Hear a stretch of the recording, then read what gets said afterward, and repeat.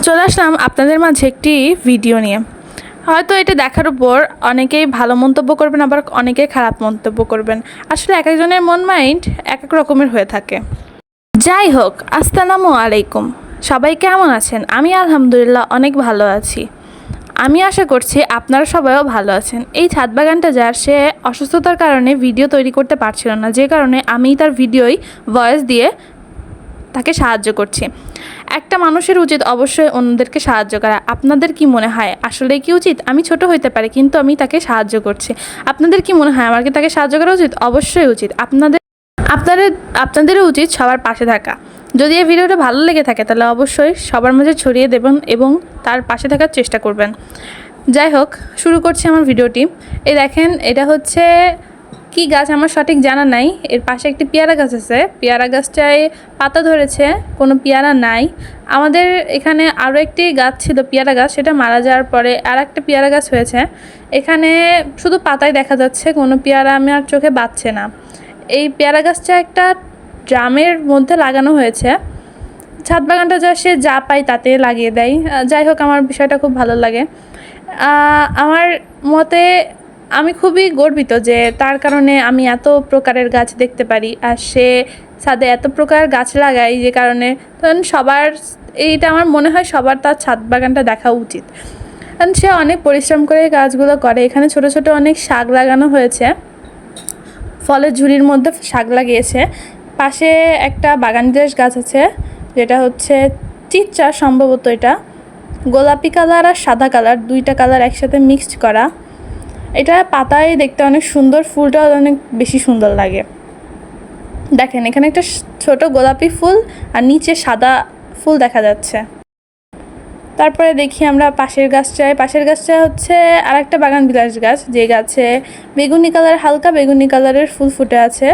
গাছের টবের মধ্যে মনে হচ্ছে আমি একটা গাঁদা ফুল গাছও দেখতে পারছি। হ্যাঁ, এটা একটা গাঁদা ফুল গাছ। সে গাঁদা ফুল গাছও 12 মাসি গাঁদা ফুল গাছও এনেছে অনেক, যেগুলো ভালোভাবেই লাগিয়েছে। এখানে গাছে একটা কলপ দেওয়া হয়েছে বাগানবিলাস গাছে, আপনাদেরকেও দেখালাম। এখানে আরও অনেক প্রকার গাছ আছে। এদিকে পায়ের নিচে দেখছি ফ্যানের ঝাঁকার মধ্যেও অনেকগুলো শাকের গাছ লাগিয়েছে। আসলে যা সামনে পায় সব কিছুতেই গাছ লাগায়, কোনো কিছুই আসলে ফেলে দেয় না। এর থেকে বোঝা যায় অপচয় করতে হয় না, আমাদের কারোরই অপচয় করা উচিত না। এবার আমরা একটা আসি বাগানবিলাস গাছে, সেটা হচ্ছে লাল কালারের বাগানবিলাস গাছ, যেখানে ফুলগুলো অনেক সুন্দর, সবুজ পাতার মধ্যে লাল লাল ফুল থোকাই থোকাই ধরে আছে।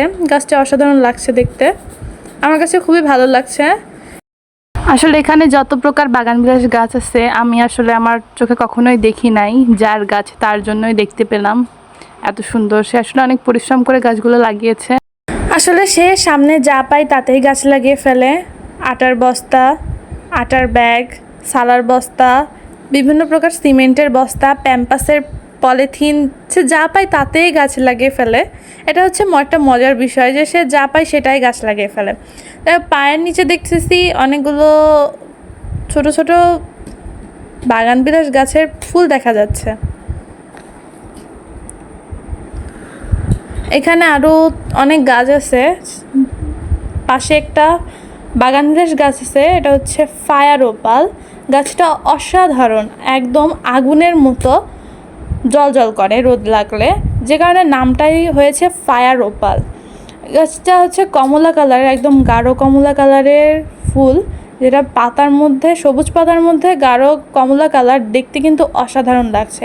পাশে আর একটা আছে হালকা হলুদ মতো, কাঁচা হলুদ মতো, এটা আমার জানা নাই। আর এটা হচ্ছে স্প্লাশ, যেটা হচ্ছে গোলাপি আর সাদা দুটো মিশ্রণে এই গাছটি অসাধারণ একটি কালার, দেখতে কিন্তু খুবই ভালো লাগে। এক একটা থোকায় এক এক রকমের কালার দেখা যায়, একবার সাদা, একবার গোলাপি, বিভিন্ন রকম দেখা যায়। এটা হচ্ছে আমাদের এই ছাদের ট্যাঙ্কির পিছনে লাগিয়েছেও। এখানে আরও অনেক গাছ আছে। এটা হচ্ছে থাই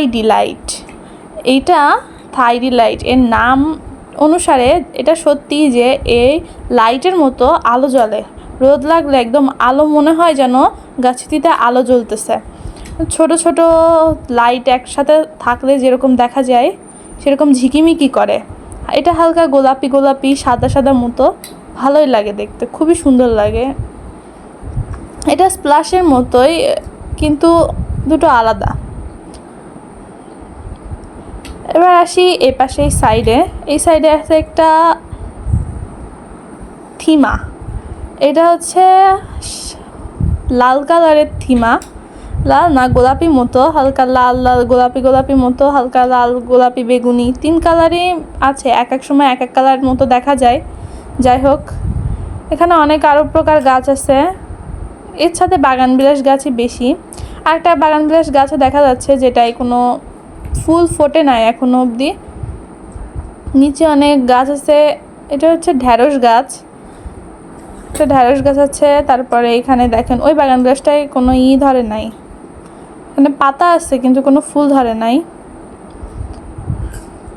এখানে অনেক ঢ্যাঁড়স গাছ আছে, কচু গাছ আছে, অনেক প্রকার গাছই আছে এখানে। তারপরে এই সাইডে অনেক পুঁইশাক গাছ লাগানো আছে দেখতে পাচ্ছি, অনেক সুন্দর সুন্দর পুঁইশাক লাগিয়েছে তেলের টবের মধ্যে।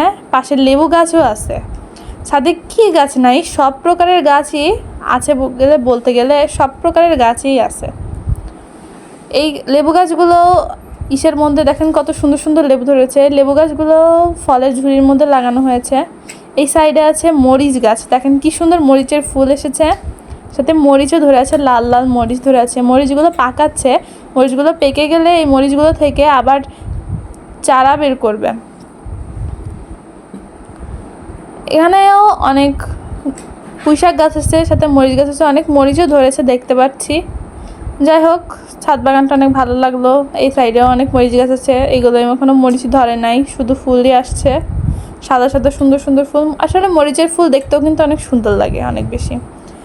এই দেখেন পুরো ছাদ বাগানটা কত সুন্দর দেখা যাচ্ছে, কত বড় ছাদে কত সুন্দরভাবে লাগিয়েছে। বট গাছও আছে, আসলে কি গাছ নাই এর ছাদে, আসলে বলতে গেলে সব গাছই আছে। দেখছেন বট গাছও ছাদে বস্তার মধ্যে লাগাই রাখছে।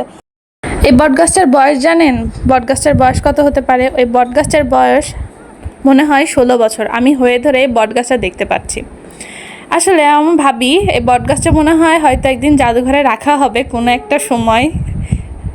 দেখেন এখানে নিচের ছাদে এখানে আম পাড়ছিল, আমও আছে, আর এখানে 12 মাসি গাঁদা ফুল গাছও আছে।